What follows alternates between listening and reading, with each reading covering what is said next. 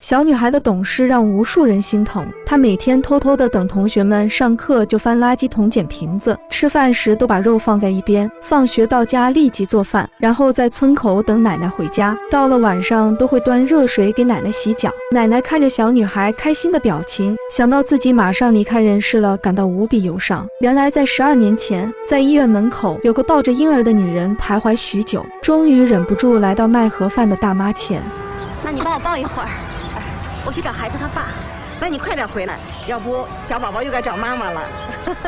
女人叮嘱许久，依依不舍，转身离开。她在不远处揪心思痛，紧紧看着大妈一边卖盒饭一边照顾小孩。女人看到大妈细心的照料，感到心满意足。直到傍晚，大妈把盒饭卖完，还没等到孩子母亲出现，终于在孩子身上发现一封信。孩子父亲在1个月发生意外车祸身亡，自己忍着生命危险生下孩子。本以为将来我母女俩相依为命，可上天再一次捉弄我，被诊断出癌症晚期，时日不多。多么想在临终前听到孩子叫我一声妈妈，也无法实现了。请求您当自己亲生女儿抚养成人。就这样，女人看着大妈带着女孩在永远的跪谢中离开了。大妈把女儿带回家中，女儿从母亲口中才知道这孩子的来由。他叫亚楠，他妈说呀，把他给咱了。这话令女儿很生气。他们家里穷，没有尿布，就用女儿的小时候衣服撕破。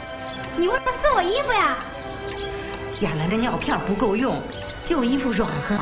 妈，你也不想想，跟我爸治病那钱还没有还清，靠你卖盒饭挣那么点钱，供我上学负担已经够大了。如果再多个他，我要上学，他要吃奶，咱们还要租这房子，咱们哪来这么多钱呢？再说以后麻烦事还多着呢。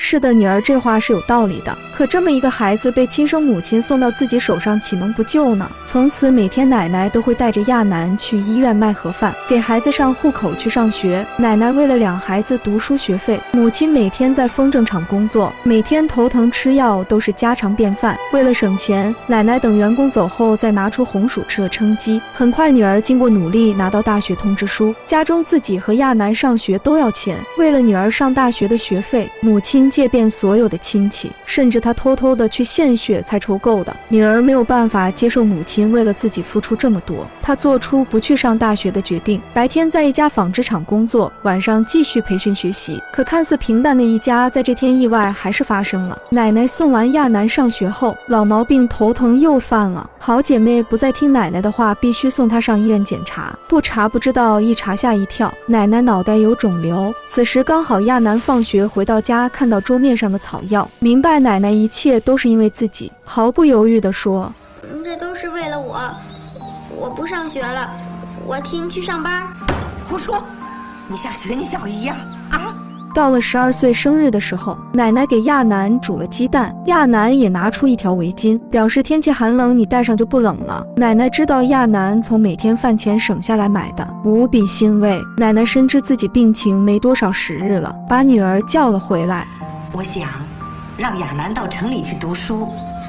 妈，我白天上班，晚上还要培训，哪有时间管他呀？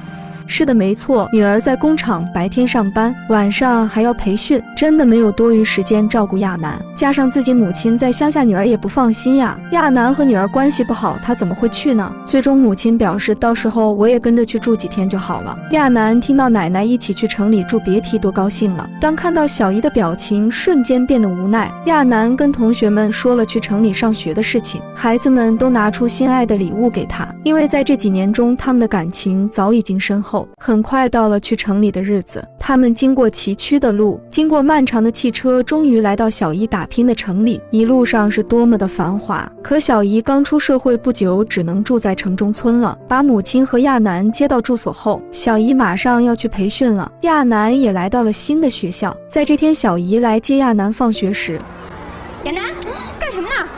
小姨，你到这里来，有你吃的，有你住的，委屈过你吗？小姨，你什么呀？你的任务是好好学习，谁让你干这个了？我是想帮你们减轻点生活负的。在城里这期间，一家3口也拍了一张全家照。几天后，奶奶的病情再一次加重。他在一个包袱放下一封信，等亚楠回来告知我要回乡下了。自己的床睡不习惯，可一直跟自己生活10几年的感情，岂能说离开就离开呢？第二天，母亲把女儿叫到跟前，告知自己要回去了。女儿始终不放心一个人在乡下，可又扭不过自己母亲。母亲告知女儿，柜子有个包，里面有封信，那是10多年前亚楠母亲留下的，到了时间成熟交给亚楠吧。到了放学回到家，亚楠见不到奶奶，想到昨天奶奶说回家乡的话，他顾不了这么多了，飞跑来到汽车站，但这么晚汽车站早已经空空如也。这时候的小姨回到家见不到亚楠，他想到肯定去找奶奶了。果真小姨来到汽车站，看到熟睡中的亚楠。突然这天房东来到，告知这个月房租马上要交了。在这段时间是3个人生活，资金早已经超出，小姨身上已经没有钱了。到了下班后，小姨挨家问哪里招兼职工的，幸运的天不负有心人，在一家洗车店找到了工作。到了深夜下班回到家，小姨累得趴在床上，亚楠都会细心拿出被子盖在上面。小姨不在家，亚楠在家学会了做饭菜。老师家访后建议学校开设勤工俭学助学基金，但拿到勤工俭学得来的钱，亚楠并不舍得花。他来到邮局，毫不犹豫地寄给乡下的奶奶。很快奶奶收到一笔98块2毛的汇款，可生活费已经寄过了，怎么又寄来呢？这令奶奶想不通，就给女儿打电话。知道此事的女儿立即问亚楠，今天姥姥给我打电话说有人以我的名义给她寄了98块2毛。我知道你心疼姥姥，可你知道这样做的结果是什么吗？姥姥会更加的惦记你。那你的钱是从哪儿来的？钱是我在学校勤工俭学挣的，还有就是你平时给我的零用钱积攒起来的，再有就是物是废品。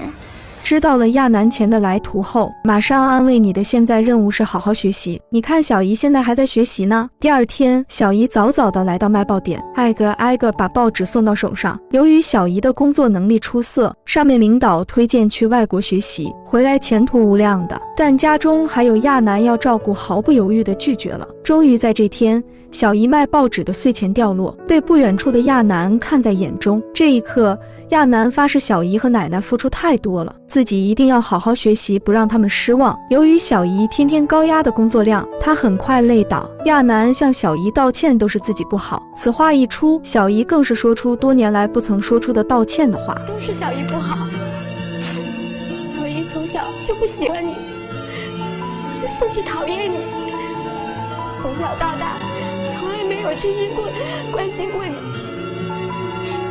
你能原谅小姨吗？这一刻，他们的感情得到从所未有的升华。经过亚楠不断努力，亚楠考上了理想的中学。他迫不及待把好消息告知给小姨知道，但这事情对他们来说并不是好事。来到中学才知道亚楠没有这里的户口，需另外增加一个高达2万的寄读费用。此话一出，令小姨无可奈何。到家的小姨一脸愁，亚楠不断追问下小姨才道出，想要上中学必须支付一笔2万的寄读费。亚楠也知道小姨为了自己已经付出够多了，哭着跟小姨说，我们没有钱，我自己可以在家自学，希望不要把此事告知奶奶。第二天，亚楠做起老本行，每天把捡来的瓶子拿到废品站卖。终于在这天，亚楠意外打开柜子中的包袱，看到10几年前亲生母亲留下来的那封信。亚楠，当你看到这封信的时候，相信你已经是个大姑娘了。妈是在无奈的情况下才做出把你托付给卖盒饭的姥姥收养的。妈妈希望你无论遇到什么样的事情，都要积极面对，学知识，长本事，长大后报答那些养你、爱你、帮助过你的人们。妈妈永远的爱你。看完信后，亚楠独自回乡下看奶奶，可这时候的奶奶早已经躺在医院了。临终前，奶奶叮嘱女儿一定要把亚楠照顾好。亚楠对学习的渴望真的没有办法了，把自己一生的经历写成信，来到录取中学的校长办公室。亚楠眼含泪水把信递给校长，校长看完感叹万分，叫亚楠先回去，明天再给一个答复。第二天，亚楠再次来到校长办公室。小同学，我没能满足你的要求，你再到别的中学看，也许能行。他已经去过城里所有中学校长办公室了，在最后的一个校长中，他终于遇到那个令他上中学的校长了。苏亚楠同学，根据你的学习成绩和家庭情况，我们学校决定破格录取你为1年级新生。这是给你准备的书包，里面装着新书和文具，希望你能珍惜这次机会，好好学习。在一次全校大会中，亚楠说出了自己曲折的人生经历。未出生，自己父亲离世，母亲也生下自己后得了癌症，后被奶奶好心收养。小姨起早贪黑的付出，甚至她放弃上大学机会只为我读书。她不是自己母亲，胜似自己母亲。我多想叫她一声妈妈呀！场上孩子们深深被他的经历感动，亚楠激动地飞扑到小姨怀中。生活并不会一帆风顺，经历过曲折磨难，令我们强大起来。我们永远要相信，阳光总在风雨后，风雨过后见彩虹。只要我们对未来满怀希望，明天定会更加美好。